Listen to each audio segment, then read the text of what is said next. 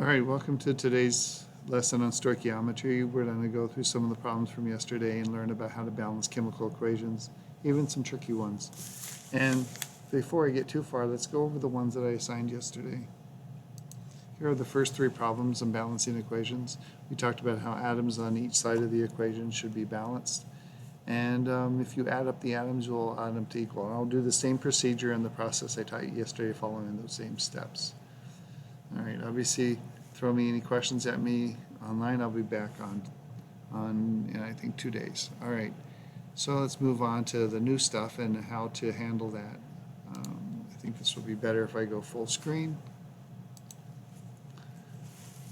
And number 4 is a good illustration of an equation with polyatomic ions, the ones I highlighted here. It's just better to keep those all in the same formation. So if it's a nitrate on the left, just keep it that way, and we'll treat them separately. So when we record our atoms, I'll write the sodium like we would normally, but instead of writing N and O and separately, I'm just going to write NO3.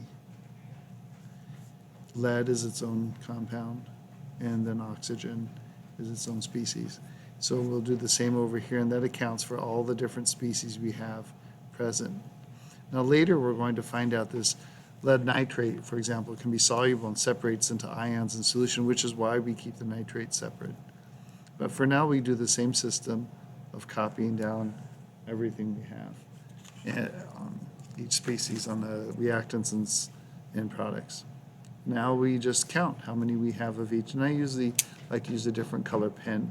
So you'll see we have 1 sodium, 1 nitrate, 1 lead, and 1 oxygen. Off to a good start so far. Over here we have 2 sodiums, 1 oxygen, well, at least, part of that compound. And then leads, we have 1 lead, but we have 2 nitrates. So you can probably tell we don't have enough sodiums or nitrates over here, so at least I know I'm going to have to put a 2 in front of here. So my first step is to put a 2, then recount, because I know I'm going to have some changes. That changes this 1 to 2. That changes NO3 to 2. Lead has been unchanged, and oxygen remains unchanged. And I wrote oxygen instead of 1. I wrote a 0 here. That's funny. Did that before. Anyway, what we have here is a balanced equation. We have 2 and 2. So don't forget the 1, 1, 1, just in case they ask you to sum up the coefficients. And that's how you handle polyatomic ions. I think it's worthwhile for me to do at least a couple. So let me go ahead and go on to the next one. All right, let's take apart silver bromide. And so we have silver, bromine, gallium, but then we have PO4 on the left and the right. And I hope you recall that this is a polyatomic ion. If not, you can reference that on table E in your periodic reference table and reference table. So I'm going to write PO4 as its own unit. I'll draw the line underneath the equations and write the same accounting measure over here. So lines for every element. Then I go ahead and count them, and that's all there is to it.